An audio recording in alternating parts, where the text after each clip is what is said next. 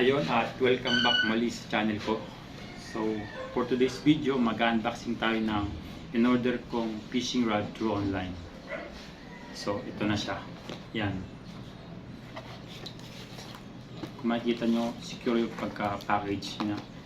Then let's see kung walang damage. Ako pinatanggal ko na yung tape niya kanina. Open na lang natin. So yun, ito na siya.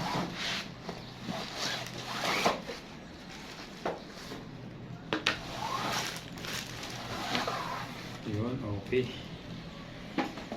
Natin sa tabi. So ayun, ito na ating in-order na fishing rod Megalodon Old Captain, pang slow jigging boat rod yan. So super carbon o super hard carbon siya. Nasa 1.6 to 7 meter to. So may pre siyang Megalodon fishing rod strap. Yan, fishing rod strap, ito yung nilalagay sa fishing rod para pang secure, parang pang belt sa kanya, parang hindi siya maghiwalay. Ganyan, pang lock. So yun, thank you sa seller, meron siyang free na strap Megalodon. Then open natin yung rod, tingnan natin kung walang damage. So yun, okay, katulad sa picture doon sa in-order ko. Yan, natin yung isang tip niya.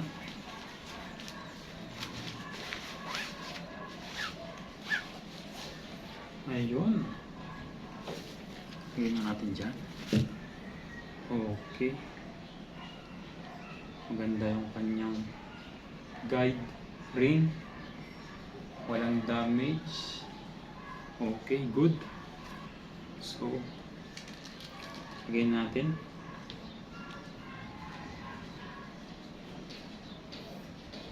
Ayun, ganda, maganda siya. Ayun na. Yan.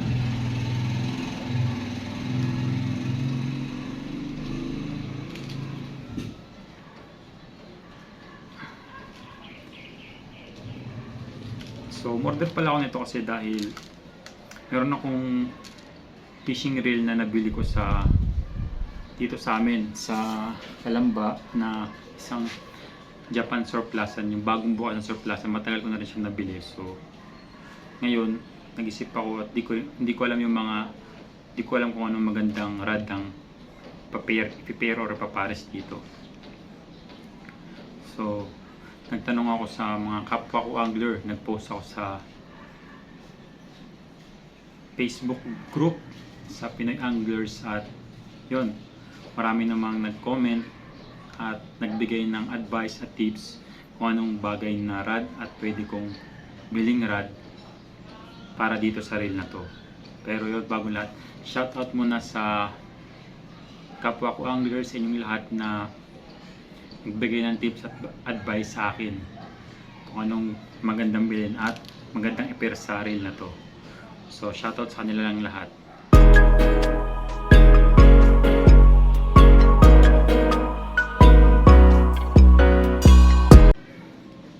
Yun, thank you sa inyong lahat. Then ito na yung reel na nabili ko sa Japan surplus, matagal na rin. Bagong bukas lang siyang Japan surplus dati dito sa amin sa Kalamba. Ngayon wala na siya, nagsara na siya. Pagbalik ko kasi, pag on board ko, pagbaba ko ngayon sa pagbalik ulit sa Pilipinas, wala na sila, nag-close na. So nabili ko siya, ito siya, Abu Garcia, Sweden. So napakakinis niya, mukhang bagong-bago pa, di pa gamit na gamit. Kaya binili ko agad siya. Actually wala nga akong pera, nagbabike nga ako, nakita ko lang siya, chinek ko agad. Pagtingin ko, may nakita akong fishing item, mga fishing gear, fishing reel. So ito yung nakita ko, tinanong ko agad kung magkano, din murang-mura, hindi ko na pinalampas. Umuwi ako agad at binili ko. So ito siya. Yan ang aking napakagandang fishing wheel overhead rod. fishing reel. So, Ambassador Abo Garcia, Ambassador 5600C. Yan. Nakita nyo. Abo Garcia. Yan. Napakaganda. So, lagay natin kung bagay. So, hopefully, magamit natin to. Sana sa mga kapwa natin angler dyan, kung meron kayong alam na spot or malapit kayo dito sa amin sa Laguna or may fishing session kayo, baka pwedeng makasama sa inyo dyan. Comment lang kayo at kung may time ako at kakayanin ko, baka pwede ako makasama at nang masubukan natin tong aking setup na to. So hopefully bagay siya dito, hopefully tumugma siya. So comment lang kayo mga kapwa ko, mga master, mga boss, kapwa ko angler, comment lang kayo sa baba kung okay lang ba yung nabili kong reel, rod, kung okay lang ba siya sa setup ng sa reel na ito. Yan, mukha naman para sa mukhang okay naman siya, maganda. Then yun, at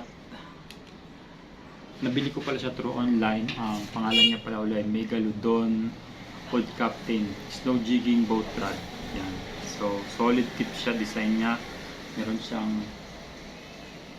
this one can withstand with a stand of 50 pounds of drag. Yan, saltwater siya at meron siyang 100 to 350 grams ng jig or lures.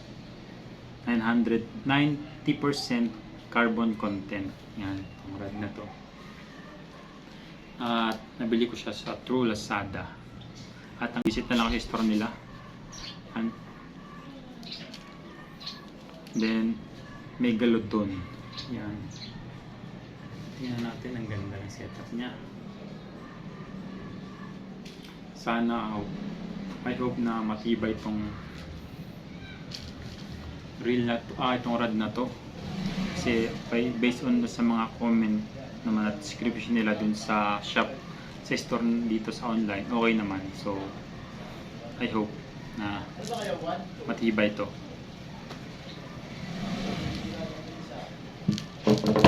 So thank you. Yun. Salamat dahil sa munting pakikinig sa pag-visit sa channel ko.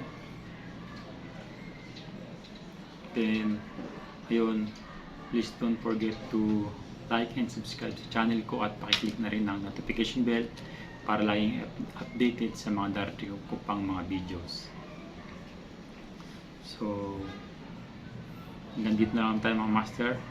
See you for my next vlog.